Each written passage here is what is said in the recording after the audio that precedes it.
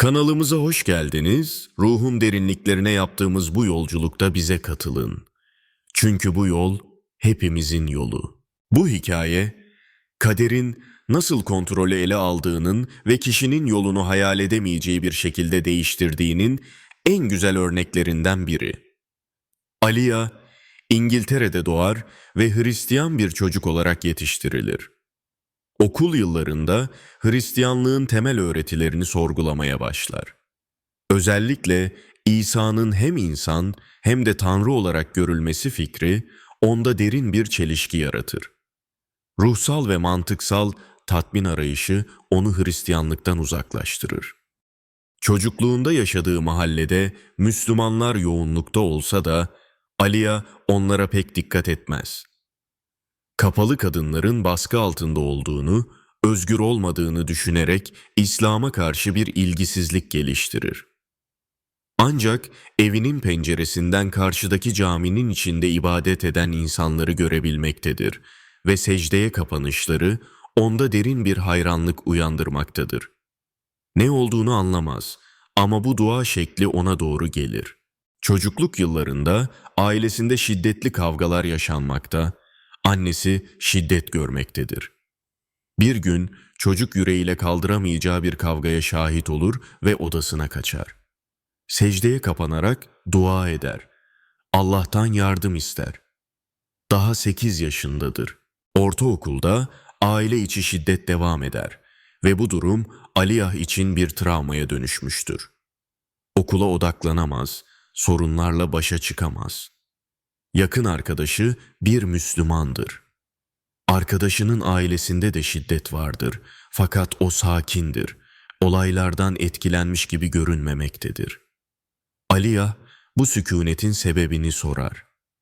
Arkadaşı bunun Allah inancından geldiğini söyler. Bu cevap Aliya'yı şaşkın bir meraka iter. İslam'daki yanlışları bulmak ve arkadaşını kurtarmak amacıyla araştırmaya başlar. Kurtarmak ister çünkü arkadaşının kapalı olması nedeniyle sosyal hayatta başarılı olamayacağını, İslam yüzünden özgür olamayacağını düşünmektedir. Kur'an okumaya koyulur, videolar izler ve eline geçen her bilgiyi inceler. Ancak aradığı yanlışlar yerine karşısına hep kusursuz bir mantık ve insan aklının o dönemde bilmesinin imkansız olduğu bilimsel gerçekler çıkar. Aliya, İslam'ın gerçek olduğuna ikna olur. Fakat bu gerçeğin hayatında yaratacağı değişikliklerden korkar ve arkadaşından uzaklaşır. İslam'ı reddetmeye çalışır. Ama bir gün yolun karşısına geçerken şu düşünceyle sarsılır. Eğer şu an karşıya geçerken bana bir araba çarpsa ve ölsem ve bu gerçeği bilerek inkar etmişsem ne olur? Eve döner, arkadaşını arar ve İslam'ı kabul etmek istediğini söyler. Şehadet getirerek Müslüman olur ancak büyük zorluklar ve testler bu andan sonra başlar. Annesi başta onun Müslüman olmasının geçici bir heves olduğunu düşünür ve büyük bir tepki vermez. Ancak zamanla İslam'dan nefret eden üvey babasının etkisi altına girer ve Aliya'yı reddeder. "Ben görevimi yaptım, artık senin annen olmam gerekmiyor" sözleriyle Aliya için derin bir yalnızlık dönemi başlar. Henüz 17 yaşındadır. Para kazanmak, karnını doyurmak, barınacak bir yer bulmak ve tek başına hayatta kalmak zorundadır. Bir İslami grup ona destek verir. Fakat bu grup siyasal İslam'a odaklıdır. Aliya kendini oraya ait hissetmez ve ayrılır. Bir başka grup destek vermek ister ama onlar da farklı bir siyasal İslam görüşünü savunmaktadır. Toplumdan dışlanmış genç bir kız olarak ait olduğu yeri bulamaz. Bu arada ciddi bir hastalık geçirir ve daha fazla dayanamaz. Hastaneden annesini arayarak gelip kendisini almasını ister. Başörtüsünü çıkarır ve annesinin evine döner. İnancını kaybetmemiştir ama ibadeti bırakmıştır ve eski yaşamına dönmeye çalışmaktadır. Bu sefer de içinde büyüyen boşluk onu rahatsız etmektedir. Yeniden her gün birkaç sayfa Kur'an okumaya başlar. Bu sefer kimsenin etkisi ya da yönlendirmesi olmadan kendi hızında hareket eder. Başta sade bir örtüyle başlar, daha sonra her şeyi sindirerek tam anlamıyla kapanır. Bu dönüşüm ona ilk şehadetinden çok daha derin bir tatmin getirir. Zaman içinde Aliya evlenir ve çocukları olur, başka bir ülkede yaşamaya başlar. Annesi ise üvey babasından boşanır ve Aliya ile ilişkisi düzelir. Annesi de İslam'a ilgi duymaya başlar ve sonunda Müslüman olur.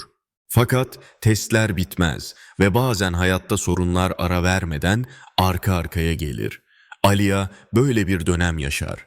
Eşinden boşanır, Covid yüzünden çocuklarından ayrılır, ciddi bir hastalık yüzünden hastaneye kaldırılır. Ve en sonunda kızı onu arayarak evlerinin yandığını söyler.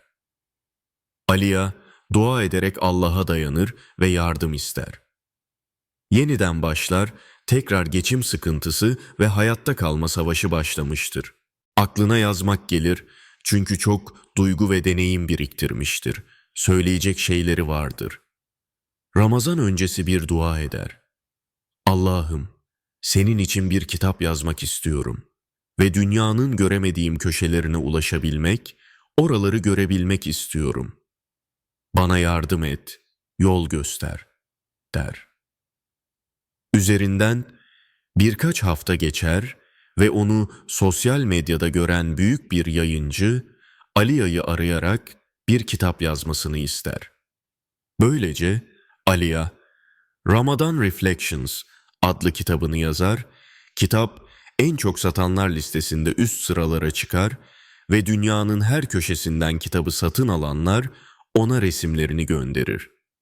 Aliya, hiç gitmediği yerlere ulaşabilmiştir. Bugün Aliya, bir yazar ve 20 yıldan beri Müslüman. Konferanslar veriyor, programlara katılıyor ve deneyimlerini paylaşıyor.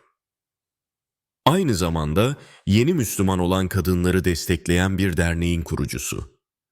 Dernek, toplumdan dışlanan, kimlik arayışı içinde olan yeni Müslüman olmuş kadınlara hem psikolojik hem de pratik uygulamalar konusunda yardım sunuyor.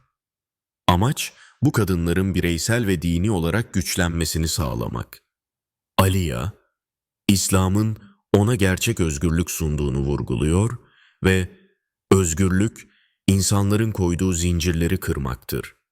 Allah'a kul olduğunuzda insanlara kul olmazsınız, diyor. Bir çiçeğin, bir yaprağın ve okyanusun bir amacı varsa benim de bir amacım olmalı.